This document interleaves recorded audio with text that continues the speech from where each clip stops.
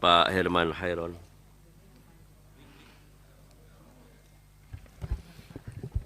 Baik, terima kasih.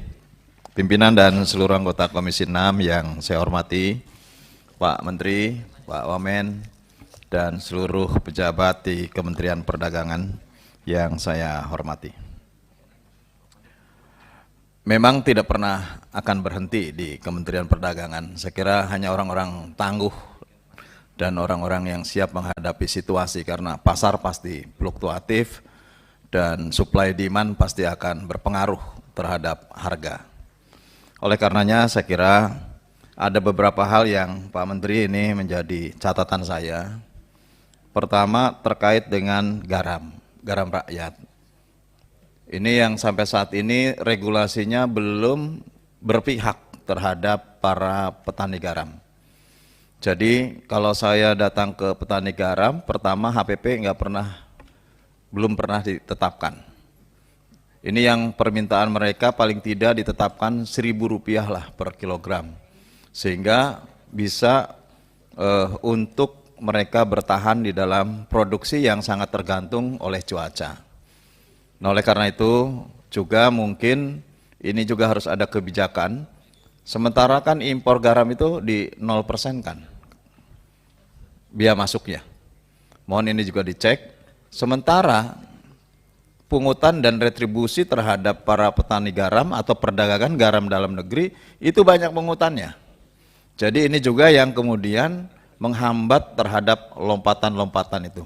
Dan kalau kemudian Pak Menteri bisa menyelesaikan persoalan ini, saya kira ini juga akan menjadi apresiasi yang luar biasa, dan ini menjadi ladang amal lah kalau Pak Menteri bisa menyelesaikan persoalan garam. Sekali waktu saya undang ke Cirebon karena Pak Menteri berjanji akan ke Cirebon, saya datangkan ke tempat-tempat garam yang memang membutuhkan tangan eksekutif di bidang perdagangan. Kemudian yang kedua, terkait dengan daging ayam. Kalau telur mungkin relatif lebih stabil sekarang. Setelah kemarin terjadi kenaikan, sekarang sudah menemukan harga stabilnya. Tapi daging ayam ini kan hanya dikuasai oleh 2 pengusaha besar.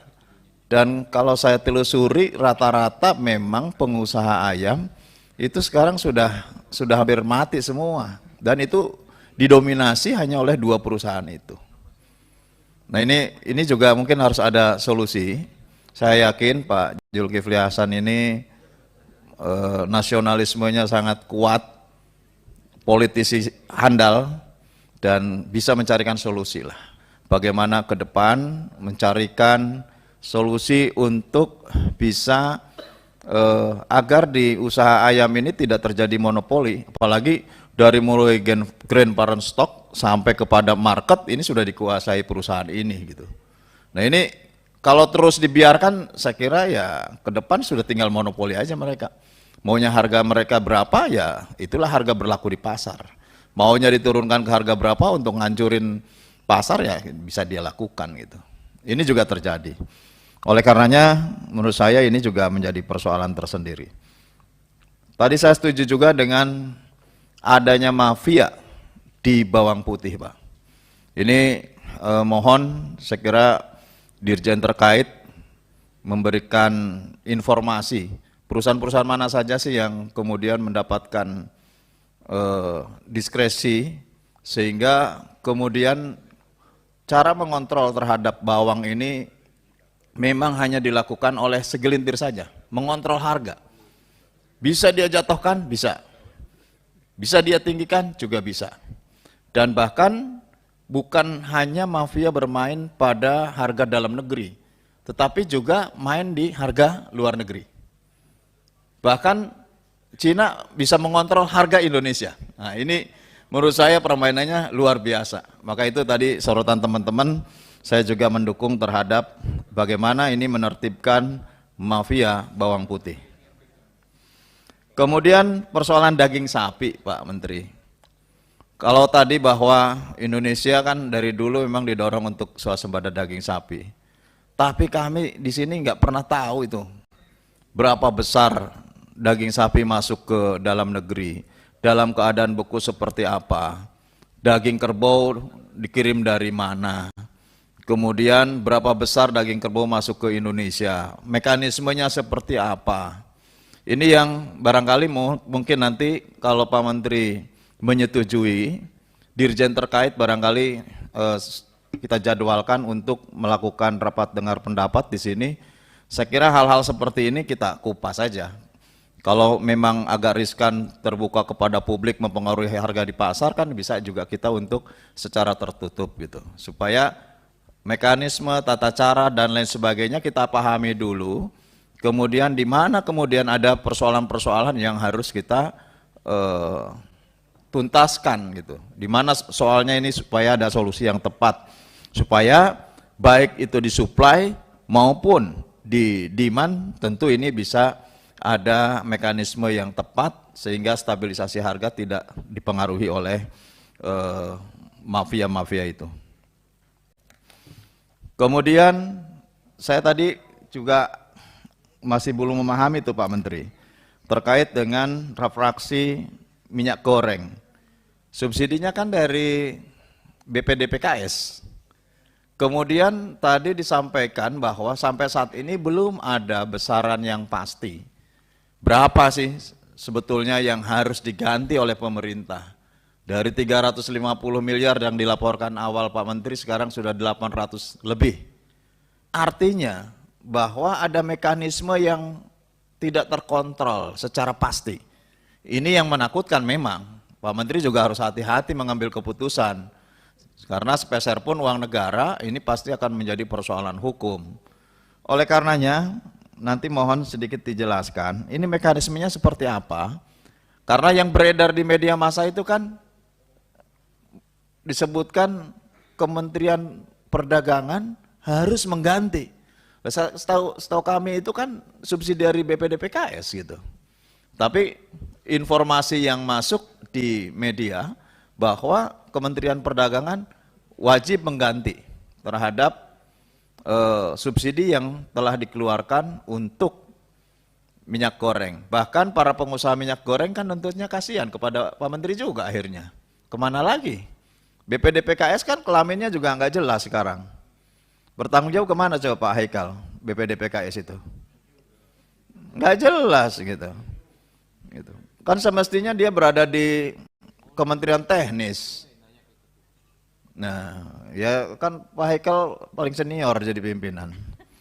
Gitu. Jadi saya tanya Pak Haikal, nggak sebelahnya.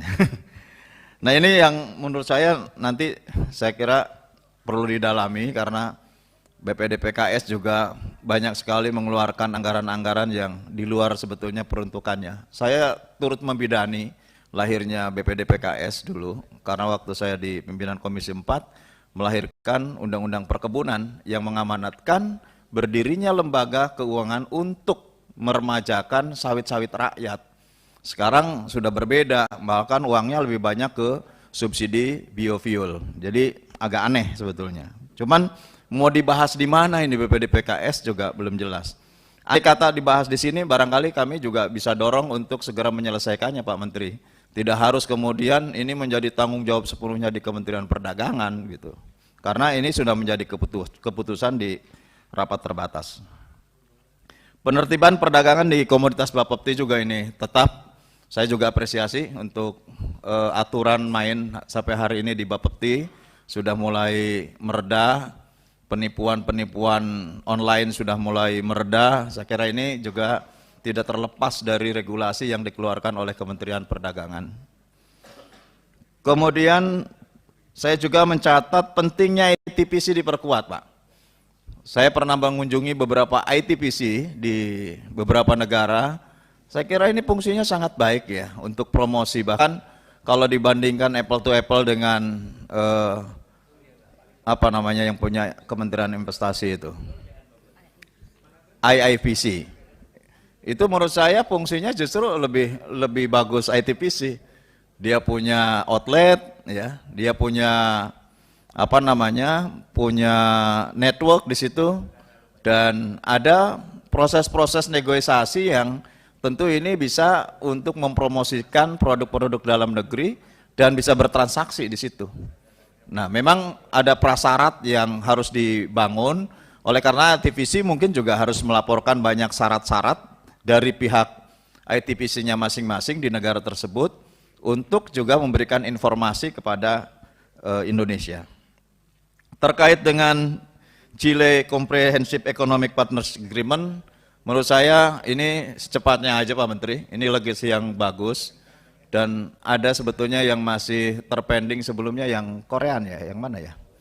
Itu juga menurut saya jalankan saja supaya dalam 1 tahun ke depan ini, masa pemerintahan ini juga untuk seluruh pelaksanaan Comprehensive Economic Agreement bisa diselesaikan. Apalagi Wakil Menteri Perdagangan luar biasa dalam mengatur ritmenya, harus saya berikan apresiasi juga, sosialisasinya bagus, materinya bagus, cara penyampaian simpel dan bagus. Saya kira ini juga prestasi dari Kementerian Perdagangan. Yang terakhir, karena ini baru dibuka oleh pemerintah terkait dengan ekspor pasir laut. Seperti apa tuh? Apakah ada hubungannya dengan Kementerian Perdagangan atau lepas begitu saja terkait dengan Kementerian Teknis, ataukah tetap bahwa regulasinya ada di Kementerian Perdagangan? Ini yang menurut saya menjadi catatan-catatan penting Pak Menteri, dan khususnya saya melihat persoalan distribusi daging ini. Distribusi daging ini harus didudukkan betul, apalagi daging kerbau. Dulu memang dilarang. Dulu impor daging itu hanya dari negara yang bebas penyakit kuku mulut. Dulu disebutnya country base. Sekarang kan begitu direvisi tahun 2014, zona base boleh masuk. Tapi begitu zona base boleh masuk, daging kerbau masuk gitu. Nah, ini menurut saya juga coba didudukan kembali, kita bahas dengan Dirjen Perdagangan Luar Negeri terkait dengan pola pemasukan dan distribusinya. Karena bagaimanapun ini akan sangat berpengaruh terhadap para peternak lokal. Jadi kalau kita berpikir ingin mensejahterakan para petani atau para peternak lokal, ya tentu ekspornya juga harus bisa dikendalikan. Sehingga bukan hanya kita memenuhi stabilisasi harga, tetapi juga kita menuju para peternak, para petani, para petambak garam, para nelayan, yang tentu juga harus dijamin kesejahteraannya supaya dapat berproduksi secara berkelanjutan. Saya kira demikian Pak Haikal, terima kasih. Assalamualaikum warahmatullahi wabarakatuh. Waalaikumsalam.